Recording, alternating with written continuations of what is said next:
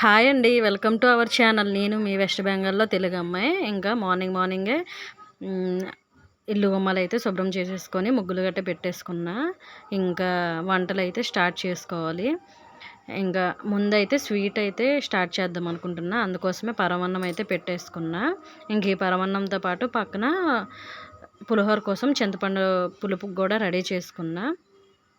ఇంకా ఇవి కూడా రెడీ చేసుకున్న తర్వాత ఇంకా గారెల కోసం, అలాగే పప్పు, బియ్యం, సోయ కోసం, అలాగే శనగలు కూడా నానబెట్టేసి ఉంచేసుకున్నా. ఇంక ఈ పరమాన్నం అయినాక పులిహోర, గారెలు, బూరెలు అవన్నీ రెడీ చేసుకోవాలి. ఒక్కొక్కటిగా రెడీ చేసేసుకుంటే అయిపోతుంది కదా! అందుకోసమనే ఇంక పులిహోర కూడా స్టార్ట్ చేసేసా. ఇది అయిపోయినాక నేనైతే గోధుమ నూక బూరెలైతే చేస్తున్నా. శనగపప్పు కాకుండా గోధుమ బూరెలైతే చేస్తున్నా. ఇంకా అందుకనే దీనికి కూడా రెడీ చేసేసుకుంటున్నా.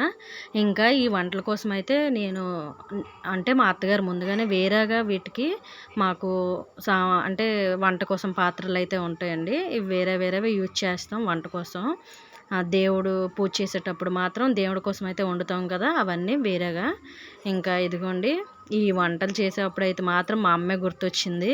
ఎందుకంటే పెళ్ళికి ముందు మా అమ్మకి చాలా హెల్ప్ చేసేదాన్ని కానీ వంటలు మాత్రం మా అమ్మ చేసుకుండేది. దేవుడు నైవేద్యాలన్నీ. ఇంకా మిగతా వంటలైతే నేను చేసేదాన్ని కానీ పూజల టైంలో మా అమ్మ అయితే చేసుకునేవారు.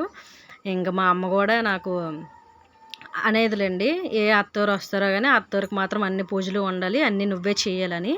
ఇంకా సేమ్ నా పరిస్థితి అలాగే అయ్యింది. ఇక్కడికొచ్చినాక అన్ని పూజలు ఉన్నాయి. ఆల్మోస్ట్ అన్ని వంటలన్నీ చేసేసుకుంటున్నా. మా అమ్మ దగ్గర అయితే ఎప్పుడు చూసేదే గానీ చేయడం అంటే పూజల టైంలో లేదు. మిగతా టైంలో అంటే చేసేదాన్ని. ఇక్కడికొచ్చినాకైతే ఈ బూరెలని, గారెలని మిగతా పండగ టైం మిగతా అన్నీ నేనే చేసుకుంటున్నా. ఇంకా మా అత్తగారు కూడా లేరు కదా! ఇంక మా అత్తగారు లేకపోయినా సరే నేనైతే ఆ రూల్స్ అన్నీ ఫాలో అయిపోతున్నా. ఇంకా అది వంట కోసం అయితే వేరేగా పాత్రలు వాడుకోవడం, అలాగే మాది స్టవ్ కూడా వంట కోసం వేరే ఉంటుందండి. దేవుళ్ళు పూజ చేసేటప్పుడు మాత్రం ఇంకా నాన్ వెజ్ వండే స్టవ్ అయితే కాకుండా పెళ్ళైనాక కొత్త స్టవ్ తీసుకున్నాం. ఇదైతే ఓన్లీ పూజలు చేసేటప్పుడే వాడతామన్నమాట.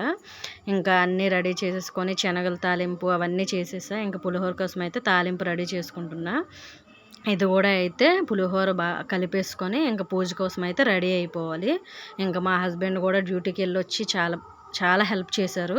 ఎందుకంటే దేవుడికి పువ్వుల అలంకరణ అన్నీ గట్రా మా హస్బెండ్ చేసేసారు. ఇంకా మా బావ ఉండడం వల్ల నాకు సగం పని అయితే ఇలాగే అయిపోయింది. మెయిన్ పువ్వులు, ఆ దేవుడి ఫోటోలు అయితే అందవు, హైట్ తక్కువ కదా! ఇంకా పువ్వులు అందుతే మళ్ళీ కుర్చీ వేసి పెట్టుకోవాలి. ఇంకా హెల్ప్ గట్రా చేసేసారు. ఇంకా లాస్ట్‌లో అయితే సేమియా కూడా చేసేసా. ఏదో మర్చిపోయా అనుకున్నా. ఇంకా సేమియా కూడా చేసేసి ఇంక పులిహోర ఇదిగోండి పులిహోర అయితే కలిపేసుకుంటున్నా.